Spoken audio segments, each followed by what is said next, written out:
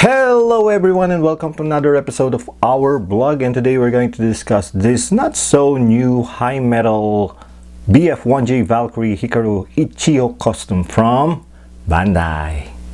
So I got this from Ami and it's a used figure but it's still good. Now here's a quick view of the front of the box. You can see that can transform into three modes: the Valkyrie, Gerwalk, and the Batroid. And here's the pilot Ichiyo and Minmei. There's the bottom, there's the top, not so much. On the side you can see the three stages or three modes of the toy. And here's a view of the back of the box.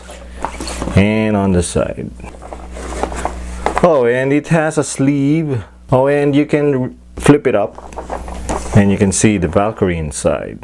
And here's the three-form variable model from the Macross saga or the Macross anime. You can see there, it's all in Japanese and it's the high metal. I believe this is the first version of the high metal.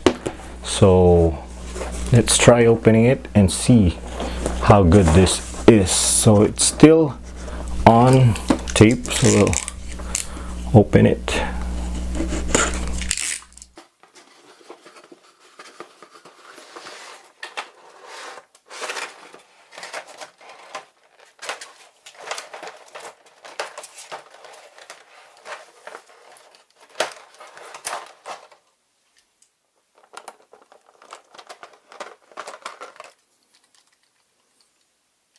It's really small. It's a 1:100 scale and it's light. They said it's high metal but a small portion of the metal parts, but it's not that much.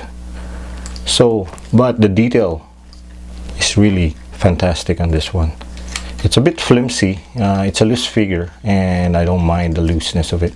This is the first release of the high metal. I think they have some issues with it before, but right now I don't see. Yeah, it's just the flimsiness of it. You can actually change this. You just pull it and then just change it to the supplied accessories and parts. Let's do that.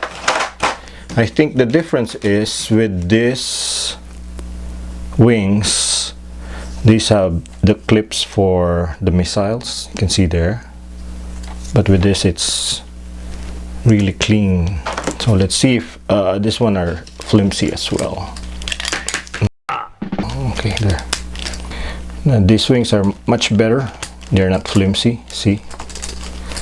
Apart from the figure, it has tons of accessories. As you can see, there are 4, 6, 8, 10 extra pair of hands, and then the missiles, and then the extra antenna if you accidentally, hopefully not, break it. There's a clip. I think this is for the stand, but the stand is not included. I don't see it in the box. There's the gun and then the heat shield cover. It doesn't have a landing gear. You have to manually put them. Let's try that.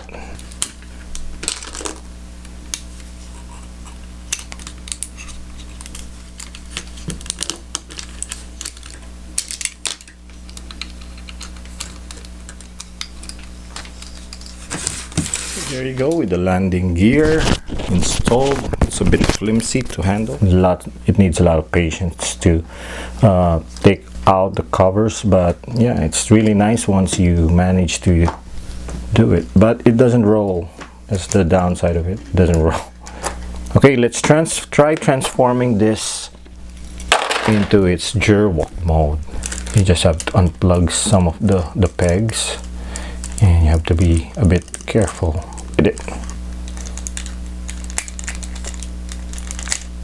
It has some die cast parts in it, but not that much, like what I said.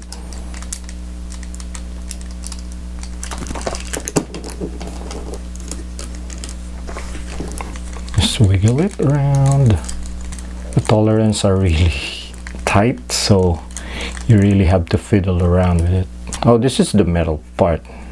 So it looks really small. This one are much better compared to the Toynami version. Gently, so that there you go. There are small hands inside it. There you go. They are really tiny. Okay, there you go. Now the hands are really not that good. The one that's inside it, I mean, it's not that bad, but it's not that good either. The way to do it is just pull this thing. There's a tiny ball joint in there, and then you can put the hands. This is for the guns, and the way you put the guns is you remove this handle and then just plug this like so. There you have it. The feet are a bit wobbly, but it's okay, it's not that bad. I'm just having a hard time putting this figure on a nice pose. And there you have it, I think. And it failed. Jerwalk mode. Well, not that bad. It's really nice for an old figure. Let's try putting in the missiles. You just plug this in. Really nice. Flimsy, but it's okay. Let's try transforming it to the Batroid mode. The transformation is pretty much similar to a Yamato. You just have to be a bit really careful with everything. There's a lock that, oh yeah, there's this one locks in place, so that one is a nice touch. I think, yeah, you're going to do that. And now it collapses. Then you just flip the head. There you go. Yep, you have to put that up. And then let's put the covers or the cockpit. You can remove the covers and then just plug this in. There you go. And then just put back the front cover so that it will look nice and tuck. There you go. It's locked in place. And there you have it, the Batroid mode, a BF1J Hikaru figure. 1:100 BF1J. Now the figure stands around probably 6 inches, close to 6 inches on top of this antenna. Now the antennas, you can move it front and back. The head, you can move it side to side.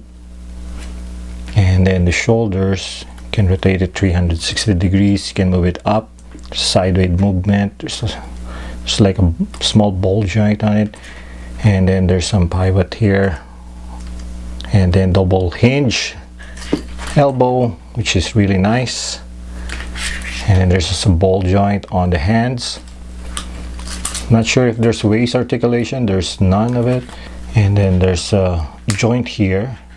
And the knee, you can bend it like that forward, and then you can bend it back like that. Crazy stuff.